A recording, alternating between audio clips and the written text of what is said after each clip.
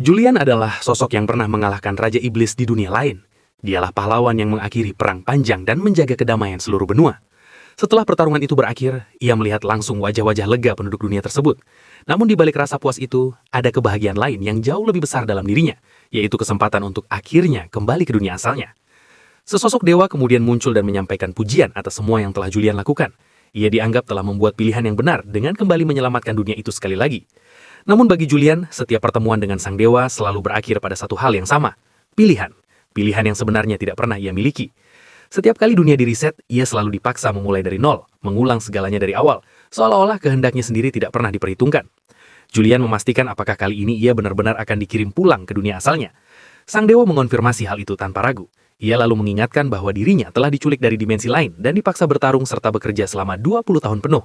Dengan nada kesal, ia mempertanyakan kompensasi atas semua pengorbanan itu, setidaknya dengan membiarkannya mempertahankan ingatan atau sebagian kekuatan sihirnya. Namun jawaban yang ia terima sama sekali tidak memuaskan. Waktu di dunia asal Julian telah berhenti selama ia berada di dimensi lain. Artinya secara teknis hidupnya tidak berkurang sedikit pun.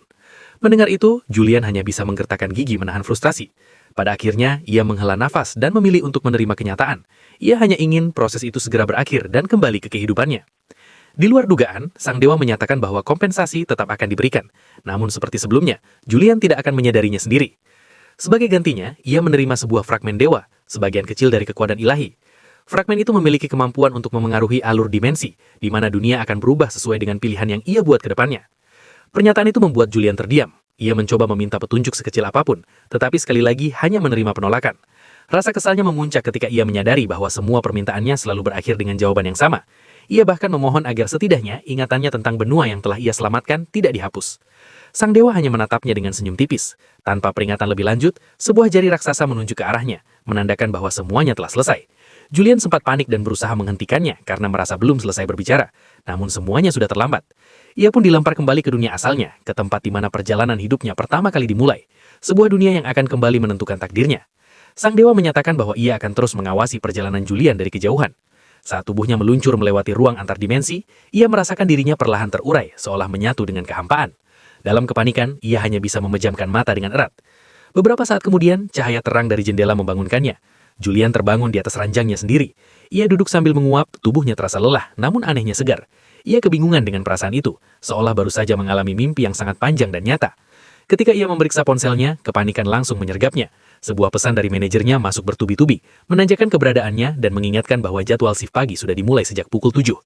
Menyadari dirinya terlambat parah, Julian langsung bergegas keluar rumah. Tak lama kemudian, ia tiba di minimarket tempatnya bekerja. Di sana ia langsung menerima omelan keras dari sang manajer yang memperingatkannya bahwa jika kebiasaan itu terus berlanjut, kerjasama mereka tidak akan bisa dipertahankan lebih lama lagi. Julian menundukkan kepala dengan sopan dan berkali-kali meminta maaf kepada manajernya. Meski kata-katanya keluar dengan rapi, perasaannya hancur di dalam. Ia merasa hidupnya selalu berada di titik terendah, seolah apapun yang ia lakukan tak pernah benar-benar berjalan sesuai harapan. Beberapa jam kemudian, saat waktu istirahat tiba, Julian duduk sendirian sambil menyantap bento seperti hari-hari sebelumnya. Ia menghela napas panjang. Di kepalanya, berbagai kekhawatiran berputar tanpa henti. Pekerjaannya di minimarket jelas tidak akan bertahan lama, sementara uang sewa terus menumpuk. Bahkan jika ia mengambil 1 atau 2 pekerjaan paruh waktu tambahan, itu tetap tidak akan cukup untuk menutupi semuanya. Di tengah keputusasaan itu, Julian tanpa sadar berharap sesuatu yang mustahil. Ia berharap dirinya terbangun, bukan terbangun dari tidur, melainkan terbangun seperti orang-orang terpilih yang selama ini hanya bisa ia lihat di berita. Tepat ketika pikiran itu muncul, sebuah panel transparan tiba-tiba muncul di hadapannya. Di sana tertulis bahwa ia telah mengaktifkan unique trait bernama Skill Master. Julian terdiam, tubuhnya membeku oleh keterkejutan. Tanpa ia sadari, ia telah menjadi seorang awakened. Di dunia ini, orang-orang seperti itu dikenal sebagai user. Sudah 5 tahun berlalu sejak augmented reality yang terasa seperti dunia fantasi menyelimuti bumi. Sejak kemunculan field-field misterius di berbagai penjuru dunia, arah peradaban manusia pun berubah sepenuhnya. Dunia kini berputar di sekitar sumber daya baru yang berasal dari tempat-tempat tersebut. Para user adalah satu-satunya yang memiliki kekuatan untuk menaklukkan dan menjelajahi field yang dipenuhi monster. Bahkan tugas paling sederhana di dalam field pun bisa menghasilkan uang. Itulah alasan mengapa semua orang ingin menjadi user, meski berarti harus mempertaruhkan nyawa di wilayah yang belum diketahui. Bahayanya nyata, tetapi imbalannya jauh lebih menggoda. Namun tidak semua user berakhir hidup mewah. Ada yang terbangun dengan unique trait kelas tinggi sejak awal, tapi ada juga yang tidak mendapatkan apa-apa selain kemampuan biasa. Di puncak tertinggi dunia user, berdirilah ranker nomor 1 dunia. Ia adalah orang pertama yang mencapai level 70 dan pemilik unique trait SS Grade bernama Dragon Speech. Namanya dikenal luas sebagai Muhammad Al. Suatu hari, Al mengunggah sebuah video ke channel pribadinya. Rasa penasaran membuat jutaan orang langsung mengkliknya, dan sejak detik pertama, tak seorang pun mampu memalingkan. Dalam video itu, Al berdiri menghadapi gerombolan monster dengan ekspresi tenang. Dengan bantuan staf miliknya, ia mengaktifkan kekuatannya dan memperlihatkan mimpi terbesar setiap mage. Sebuah sihir yang hanya bisa dibayangkan oleh siapapun yang pernah membaca novel fantasi. Hujan meteor raksasa pun jatuh dari langit, menghancurkan monster-monster itu tanpa sisa, seolah ia bahkan tidak perlu bersusah payah. Para penonton terpaku, sulit dipercaya bahwa pemandangan seperti itu benar-benar nyata. Field yang ia hadapi adalah Field A Grade, tempat di mana satu monster saja bisa menghancurkan sebuah kota. Namun di hadapan kekuatan itu, semuanya musnah begitu saja.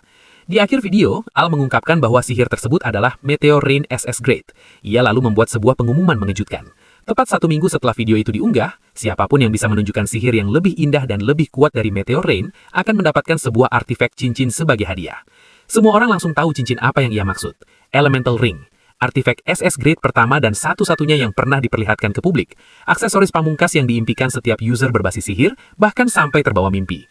Meski begitu, tidak semua orang terkesan. Sebagian menilai bahwa tantangan itu hanyalah jebakan. Hadiahnya terlalu besar, dan syarat kemenangannya ditentukan oleh penilaian Al sendiri. Penilaian yang sepenuhnya subjektif. Bagi banyak orang, pengumuman itu hanyalah cara elegan untuk pamer kekuatan, tanpa niat benar-benar memberikan cincin tersebut. Meski penuh kontroversi, video itu tetap menjadi topik hangat di seluruh dunia. Namun pada akhirnya, semua orang menganggapnya sebagai cerita dari dunia yang terlalu jauh untuk dikejar. Setidaknya, sampai beberapa hari kemudian. Pada suatu hari, Julian memasuki sebuah hutan.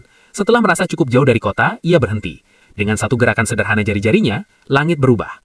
Hujan meteor yang jauh lebih dahsyat dari milik Al jatuh menghantam tanah, menghancurkan segalanya di sekelilingnya, kecuali satu titik kecil tempat Julian berdiri. Ia terpaku, lalu tertawa tak percaya. Kagum ada kekuatan yang baru saja ia lepaskan. Tanpa menampilkan wajahnya, ia merekam semuanya dan mengunggah video itu ke media sosial menggunakan nama anonim user 034512. Reaksi dunia pun meledak. Siapapun yang menonton video itu hanya bisa terdiam dengan mulut menganga. Di antara ribuan komentar yang membanjiri unggahan tersebut, satu hal menjadi jelas. Al telah kalah. Dan kini, seluruh dunia bertanya-tanya tentang satu hal yang sama. Siapakah sebenarnya user misterius itu? Dalam sistem dunia ini, seorang user biasanya hanya dianugerahi satu unique trait. Unique trait berfungsi layaknya class dalam game, memperkuat efek skill tertentu. Beberapa trait terkenal yang telah diketahui publik antara lain Dragon Speech, Miracle, Regeneration, dan Little Strike. Dragon Speech menjadikan penggunanya mage dengan kekuatan melebihi naga. Miracle melahirkan healer yang konon mampu menghidupkan orang mati. Regeneration menciptakan tank yang dapat menumbuhkan kembali anggota badannya. Sementara Little Strike melahirkan warrior yang mampu menjatuhkan musuh apapun. Namun Julian sendiri belum benar-benar memahami apa arti trait miliknya, Skill Master. Saat itu ia sibuk di depan komputer mencoba mencari informasi sebanyak mungkin. Ia tahu bahwa dalam menilai unique trait, hal pertama yang harus dilihat adalah grade-nya. Semakin tinggi grade-nya, semakin besar efeknya, serta semakin banyak sub-trait yang tersembunyi di dalamnya. Di dunia para user, tingkatan unique trait yang dikenal publik berkisar dari F grade hingga SS grade. Saat Julian membuka status window miliknya, ia mendapati sesuatu yang sama sekali berada di luar dugaan. Unique trait yang ia miliki tercatat sebagai X grade, sebuah kategori yang bahkan tidak dikenal sistem publik. Meski tidak ada penjelasan detail, Julian langsung yakin bahwa ini pasti kemampuan curang tingkat dewa. Namun, keyakinan itu runtuh seketika ketika ia melihat statistik dasarnya. Semua angkanya terlalu rendah, nyaris menyedihkan. Ia bahkan bertanya-tanya apakah unique trait tingkat tinggi tidak seharusnya memberikan bonus stat sejak awal. Mendapatkan semua stat bernilai 1 bukanlah hal yang mudah, bahkan bagi orang biasa. Kenyataan itu membuatnya terdiam cukup lama. Meski begitu, ia mencoba menenangkan diri dengan berpikir bahwa setidaknya ia masih memiliki unique trait. Tak lama kemudian, sistem mulai memberikan penjelasan. Unique trait Skill Master memungkinkan penggunanya menggunakan semua jenis skill. Salah satu kemampuan pasifnya adalah passive income. Setiap 24 jam, tepat pada tengah malam, trait ini akan menghasilkan 10 SP hingga batas maksimum 100 SP. Julian hanya bisa terdiam, bertanya-tanya apakah itu saja seluruh kemampuannya. Ia mulai menghitung dan menyadari bahwa sejauh ini, trait tersebut hanya memiliki 2 sub-trait. Kebingungannya semakin bertambah ketika ia teringat bahwa user normal bisa mempelajari skill menggunakan skill book.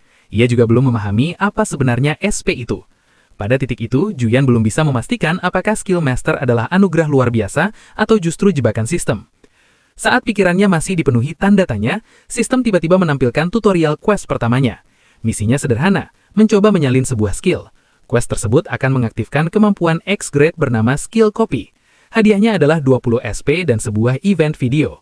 Sistem menjelaskan bahwa skill copy memungkinkan Juyan menyalin sebuah skill, namun skill tersebut akan terhapus setiap hari dan setiap penggunaan menghabiskan satu kesempatan penyalinan. Munculnya tutorial quest tepat setelah Awakening adalah hal baru baginya. Ia tahu betul bahwa untuk menyalin skill milik user lain secara langsung, ia harus memasuki field. Dengan stat level 1, itu sama saja dengan bunuh diri. Karena itu ia memilih mengabaikan quest tersebut untuk sementara dan mulai mencari video skill di internet. Disitulah sebuah video milik Al muncul di hadapannya. Sistem langsung menganalisisnya dan mengonfirmasi bahwa skill tersebut adalah Meteor Rain dengan kategori Grade SS. Seluruh detail skill itu ditampilkan tanpa sisa. Sekejap kemudian, tutorial event aktif, sebuah event lanjutan dari quest tutorial. Sistem memberitahunya bahwa sebuah tutorial map khusus akan dibuka. Kesempatan ini hanya tersedia satu kali. Di dalam tutorial map, skill yang disalin hanya bisa digunakan di sana. Namun sebagai gantinya, seluruh stat Juyan akan meningkat sebesar 999. Sistem lalu menanyakan apakah ia ingin menyalin Meteor Rain. Juyan benar-benar terkejut. Skill itu bahkan bisa disalin hanya dari sebuah video. Tanpa ragu, ia mencobanya.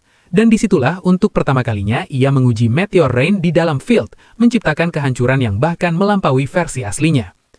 Kembali ke waktu sekarang, Al terlihat menonton video viral itu dengan tenang sambil menikmati anggur, seolah tidak terjadi apa-apa. Televisi kemudian dimatikan oleh seseorang. Seorang wanita mempertanyakan apakah memberikan Elemental Ring benar-benar keputusan yang tepat. Namun Al justru mempertanyakan kemungkinan bahwa skill SS Grade yang baru diperoleh kurang dari seminggu bisa jatuh ke tangan orang lain.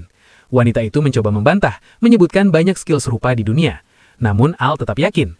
Menurutnya, skill tersebut setidaknya berasal dari Unique Trait SS Grade. Ia kemudian memerintahkan agar sebuah kartu nama dikirim bersama cincin tersebut. Untuk sementara, mereka memilih berhati-hati dan tidak melakukan pendekatan langsung. Cincin itu hanya akan dikirim sebagai hadiah untuk seseorang yang suatu hari nanti ingin ia jadikan sekutu. Sementara itu, di minimarket, Juyan menatap layar ponselnya dengan mata berbinar. Jumlah penonton videonya terus melonjak secara tidak masuk akal. Ia teringat bahwa sistem bahkan merekam event video khusus untuknya. Seorang anak kecil di dekatnya bertanya soal permen jelly, namun Juyan sama sekali tidak memperhatikan, terlalu larut dalam euforia. Ia merasa lega karena sistem menjamin anonimitasnya. Wajahnya tidak terlihat dan mengunggah video itu terasa seperti keputusan paling benar yang pernah ia buat. Saat anak itu mencoba menarik perhatiannya lagi, Juyan kembali mengabaikannya. Pikirannya dipenuhi bayangan masa depan. Jika ia terus berkembang seperti ini, tidak akan ada unique trait yang lebih rusak daripada miliknya. Lamunannya terhenti ketika suara pria dewasa memanggilnya dengan nada kesal. Barulah Juyan sadar dan berpura-pura baru memahami maksud anak itu, lalu melayani pembelian dengan cepat. Setelah pelanggan itu pergi, ia duduk sambil menghela napas panjang. Meski begitu, jauh di dalam hatinya, ia merasa kecil kemungkinan seseorang benar-benar akan memberikan artefak SS Grade begitu saja. Namun secara harapan tetap ada. Ia membayangkan hidup nyaman tanpa kekurangan menjadi sekuat Al dan berdiri di bawah sorotan dunia.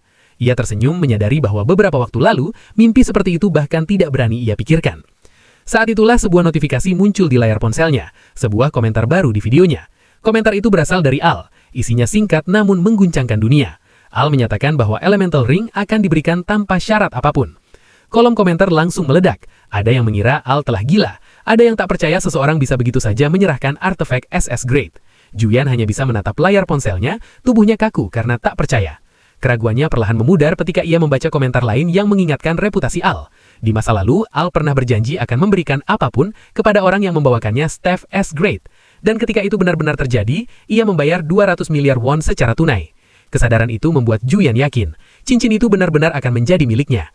Tak lama kemudian, tanpa ekspektasi apapun, Juyan bertemu dengan sekretaris Al, Lee Suan, untuk membahas pengiriman Elemental Ring. Setelah menyerahkan cincin itu, wanita tersebut mengantar Julian pulang sambil menyampaikan bahwa Al ingin bertemu dengannya setidaknya satu kali. Sepanjang perjalanan, Julian nyaris tidak mengeluarkan sepatah kata pun.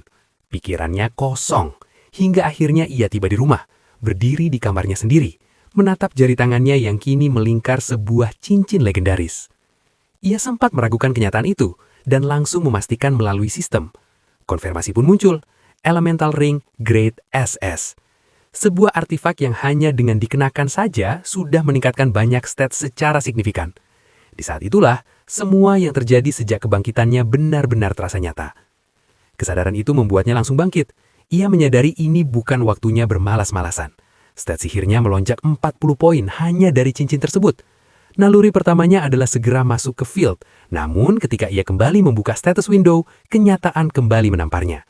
Stat dasarnya masih bernilai 1. Dengan kondisi seperti itu, memasuki field jelas terlalu beresiko. Julian paham bahwa ia membutuhkan perlengkapan, terutama armor. Masalahnya, semua itu membutuhkan uang. Ia pun duduk di depan komputer dan mengecek jumlah penonton videonya. Secara teori, pendapatan iklan mungkin sudah cukup, namun proses verifikasi identitas channel membuatnya ragu. Ia ingin tetap anonim. Saat menatap layar, sebuah ide perlahan muncul. Ia teringat bahwa melakukan emergency healing di sekitar field saja bisa menghasilkan ratusan ribu won. Skill penyembuhan adalah komoditas mahal. Bahkan mereka yang memandang rendah healer tetap mengakui bahwa pekerjaan lapangan selalu membayar dengan sangat baik. Tanpa menunda, Julian langsung bertindak. Ia duduk di trotoar dekat The Great Swamp Field di Seoul Grand Park karena semua titik strategi sudah ditempati healer lain. Sambil menunggu, ia bermain ponsel dan berpikir bahwa lain kali ia perlu membawa sesuatu untuk mengusir bosan. Tanpa ia sadari, seseorang berlari ke arahnya sambil menggendong seorang wanita yang terluka parah. Julian berusaha berpikir positif. Di luar field seharusnya tidak ada bahaya besar. Namun langkah pria itu berhenti tepat di depannya. Saat Julian mengangkat kepala, ia melihat pria berlumuran darah menatapnya dengan tajam. Tubuh Julian langsung menegang, keringat dingin mengalir di punggungnya.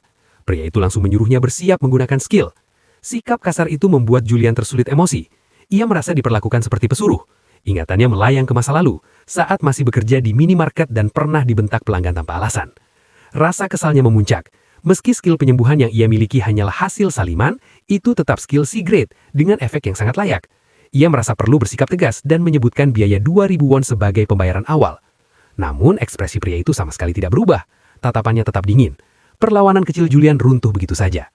Dengan berat hati, ia melunakkan sikapnya dan mengarahkan pria itu ke area perawatan. Saat mereka berjalan, bau darah busuk menusuk hidungnya.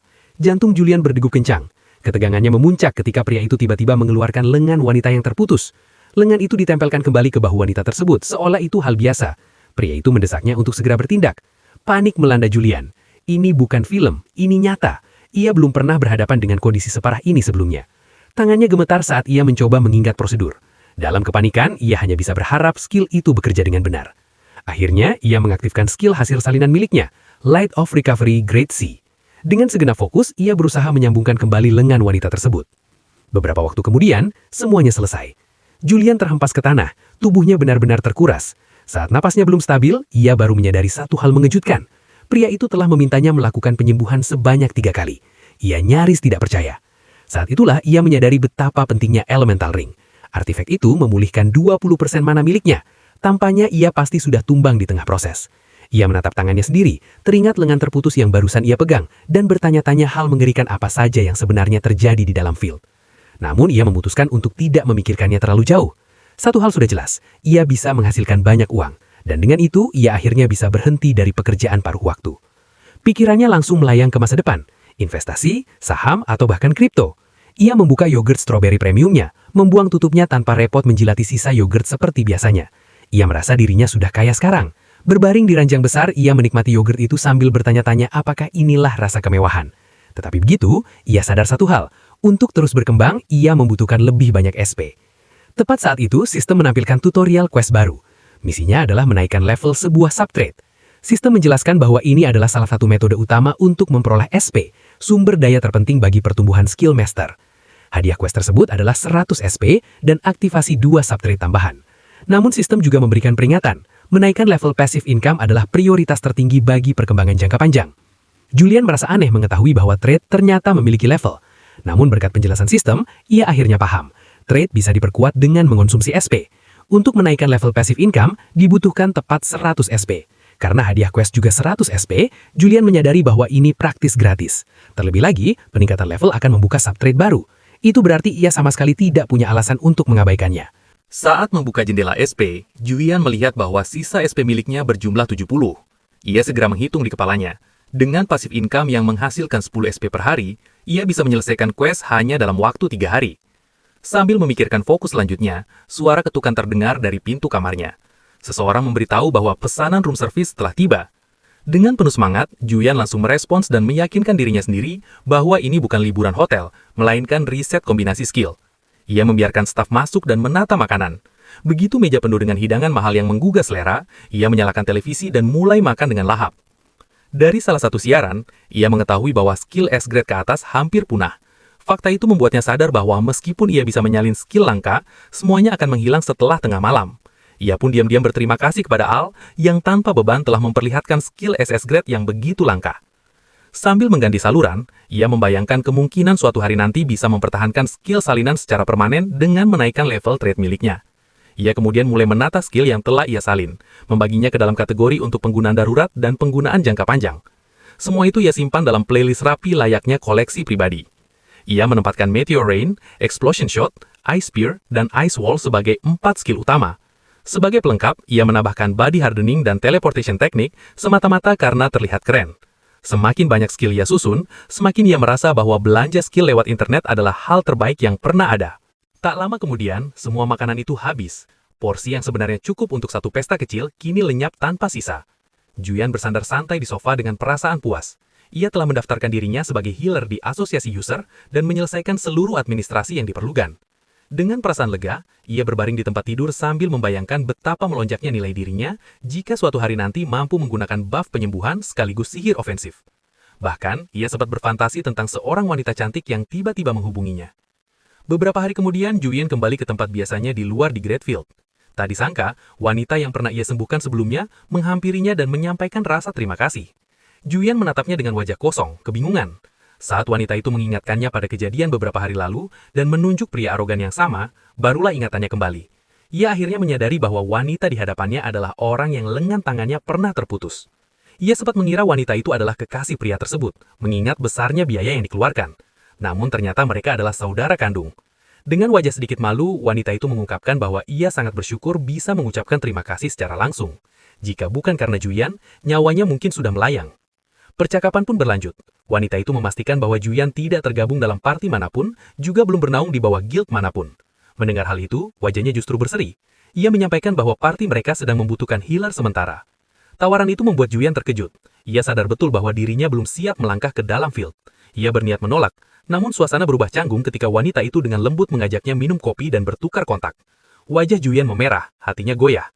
Tepat saat itu, sebuah teriakan keras memecah suasana. Seorang pria menyeret rekannya yang terluka parah berteriak bahwa parti mereka hancur di dalam field dan membutuhkan healer untuk status ailment. Aroma peluang langsung tercium. Juyan bergerak tanpa ragu dan segera mengaktifkan skill penyembuhannya. Setelah perawatan selesai, ia menerima bayaran dari rekan korban. Juyan kemudian menoleh ke arah wanita tadi. Dengan ekspresi penuh penyesalan, ia meminta maaf dan menjelaskan bahwa bergabung dengan parti saat ini masih terlalu berat baginya. Wanita itu tertawa kecil dan mencoba menenangkannya. Ia menjelaskan bahwa parti mereka memiliki tank S-Grade dan match S-Grade sehingga mereka bisa menggendongnya dengan aman. Namun Juyan hanya mengumpulkan uangnya dan melipat alas duduknya. Dengan wajah bingung, wanita itu mencoba menghentikannya. Namun Juyan justru berlari menjauh sambil terus meminta maaf. Ia tidak berani menoleh ke belakang. Ingatannya masih segar tentang fakta bahwa bahkan user S-Grade nyaris tewas di Greatfield beberapa saat lalu.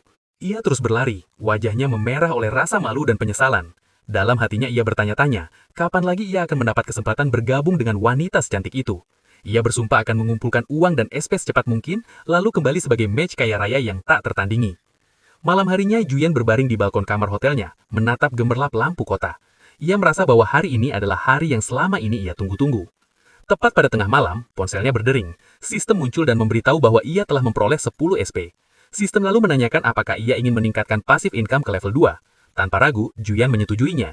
Dengan peningkatan itu, passive income naik ke level 2. Jumlah SP yang diperoleh setiap 24 jam melonjak dari 10 menjadi 50. Ia terdiam, terkejut oleh peningkatan 5 kali lipat tersebut. Tak lama kemudian, sistem menampilkan pemberitahuan lain. Tutorial quest telah selesai. Hadiahnya adalah 100 SP, 1 sub-trade unique trade, dan trade bestow level 1. Efeknya memungkinkan pemberian 1 unique trade F-grade secara acak pada skill hasil salinan. Di titik itulah, Juyan akhirnya memahami esensi unique trade. Trade mencerminkan kecenderungan seorang user. Meskipun semua user bisa menggunakan skill yang sama melalui skill book, kekuatan sejati dari skill tersebut sangat berbeda-beda, sepenuhnya ditentukan oleh unique trait yang mereka miliki. Secara alami, hal ini menempatkan skill master dalam posisi yang kurang menguntungkan. Tanpa unique trait bawaan, skill hasil salinan seharusnya selalu berada di bawah performa skill milik user aslinya. Namun, pengalaman Juyan di tutorial map membuktikan pengecualian. Meteor Rain yang ia gunakan saat itu justru tampil jauh lebih brutal dari versi asli. Kini, ia mulai bertanya-tanya, apakah skill salinan setelah ini juga akan mendapatkan unique trait? Pemikiran itu terasa seperti chip kelas berat, meski satu kata tetap mengganggunya. Acak. Faktor random membuat segalanya tidak sepenuhnya bisa diprediksi. Tak lama kemudian, sistem menampilkan pilihannya. Skill Light of Recovery kini disertai detail tambahan. Skill tersebut mampu menyembuhkan amputasi dan patah tulang, memulihkan 15% HP, serta menghilangkan status abnormal rank F ke bawah. Kebutuhan mana minimal 25 dengan konsumsi mana 250. Bersamaan dengan itu, sebuah unique trait terpasang, meningkatkan magic attack power sebesar 10%. Juyan menyadari bahwa satu-satunya cara untuk memastikan semuanya adalah dengan mencoba sendiri. Ia mulai berpikir skill apa yang sebaiknya diuji berikutnya. Namun sebelum sempat mengambil keputusan, sistem kembali bergerak. Sebuah tutorial quest baru muncul. Targetnya jelas, memburu setidaknya 20 monster menggunakan skill hasil salinan, menaikkan level untuk membuka variasi skill copy yang lebih luas, dan mengakses konten skill master lanjutan. Hadiahnya tertera jelas, 200 SP, peningkatan skill copy ke X grade, dan aktivasi sub-trait level 2. Juya menatap jendela quest itu dalam diam. Perasaannya campur aduk, semuanya terasa terlalu terarah, seolah ada sesuatu yang benar-benar mengawasinya dan memberikan tugas secara real-time. Ia melirik ponselnya dan sempat berpikir untuk menyalin video sihir api sebagai latihan. Dalam hati, ia bercanda bahwa karena trait bersifat acak, ia tak boleh berharap terlalu tinggi. Namun sebelum pikiran itu selesai, skill copy aktif dengan sendirinya. Skill yang tersalin adalah Fireball Grade A, sebuah bola api yang bisa dilempar hingga radius 20 meter. Kebutuhan mana 10, konsumsi mana 70. Bersamaan dengan skill itu, sebuah unique trait ikut terpasang, Ignition Grade F. Efeknya sederhana namun mematikan, memberikan burn effect Grade F selama 60 detik terhadap target yang terkena skill tipe api. Juyan terdiam, rasa curiganya semakin kuat. Ia mulai benar-benar yakin bahwa ada sesuatu di balik jendela quest system itu. Keesokan harinya, Juyan tiba di pintu masuk Desong Ship Farm di Cape. Ia berdiri di batas yang terasa seperti pemisah antara dunia nyata dan field. Ia menarik napas dalam-dalam, menenangkan diri, sambil mengingat bahwa seluruh uangnya sudah habis untuk perlengkapan. Meski murah dan jauh dari mewah, perlengkapan itu tetap layak pakai. Kepercayaan dirinya kembali. Dengan perasaan mantap, ia mengucapkan perpisahan pada masa lalunya sebagai healer bayaran dan menyambut hidup barunya sebagai hunter lapangan. Beberapa hari kemudian, media sosial mulai ramai membicarakan sosok aneh. Seorang user yang membantai monster di peternakan domba hanya dengan fireball. Julukan pun muncul, Fire Psycho. Beberapa guild bahkan mencoba merekrutnya, namun semuanya ditolak. Banyak yang mengira penolakan itu karena ia tidak menyukai julukan tersebut. Juyan tahu alasannya bukan itu. Ia masih ingat 3 orang tari kenal yang pernah mengajaknya bergabung.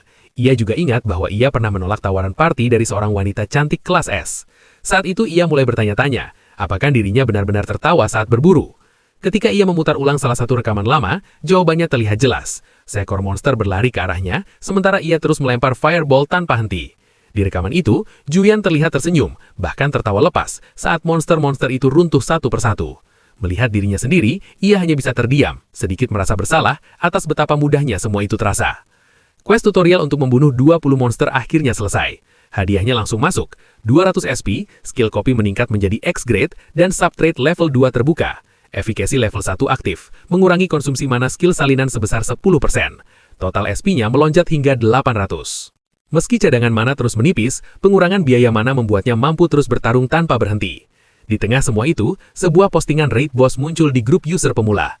Kolom komentar penuh spekulasi. Banyak yang bertanya apakah Fire Psycho adalah orang yang sama dengan pelaku raid Obsidian Bear, event terbatas yang hanya bisa diikuti user level 15 ke bawah.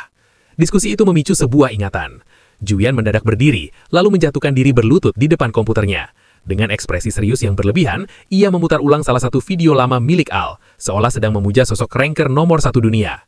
Beberapa hari sebelumnya di field, Obsidian Bear memang sempat muncul. Monster raksasa itu langsung membuat para user panik. Di saat itulah, sistem memberinya tutorial quest baru, mengalahkan boss field, dengan hadiah 500 SP. Menyadari maksud sistem, Juyan langsung memusatkan perhatian. Saat beruang obsidian itu menerjang ke arah para user, ia bertindak lebih cepat. Rentetan fireball meluncur deras, menghantam tubuh monster itu tanpa henti. Obsidian Bear terdorong mundur oleh serangan bertubi-tubi. Para user lain menoleh, mencoba mencari tahu siapa yang menyerang. Mereka melihat Juyan berdiri tenang, memainkan sebuah fireball kecil di ujung jarinya, seolah tidak terpengaruh oleh kekacauan di sekitarnya. Ia sama sekali tidak memedulikan pandangan orang-orang, justru terlihat semakin bersemangat ketika raungan kesakitan monster itu menggema. Serangannya berhenti. Api yang membungkus area perlahan memudar, ketika asap hilang, semua orang terdiam. Obsidian Bear terlentang tak bergerak di tanah. Beberapa orang mulai bertanya-tanya, apakah semuanya benar-benar sudah berakhir? Apakah bos itu benar-benar tumbang semudah itu? Namun tepat saat keraguan itu muncul, tubuh beruang tersebut bergerak. Obsidian Bear bangkit kembali, memasuki fase Berserker. Raungan menggelegar dilepaskannya. Skill aktif, Obsidian Bear's Roar, Grade A. Seluruh user di area itu langsung terkena efek debuff. Semua atribut turun 3 poin, sementara Strength, Agility, dan Vitality berkurang 2 poin tambahan. Ketakutan menyebar seketika. Tubuh para user bergemetar, beberapa bahkan tidak mampu mengangkat senjata mereka sendiri. Sang pemimpin tim mencoba mengkoordinasikan ulang barisan, namun sebelum sempat terjadi apapun, Obsidian Bear mengayunkan cakarnya dengan amarah penuh. Beruntung tanker di garis depan berhasil menahan serangan itu dengan pedangnya.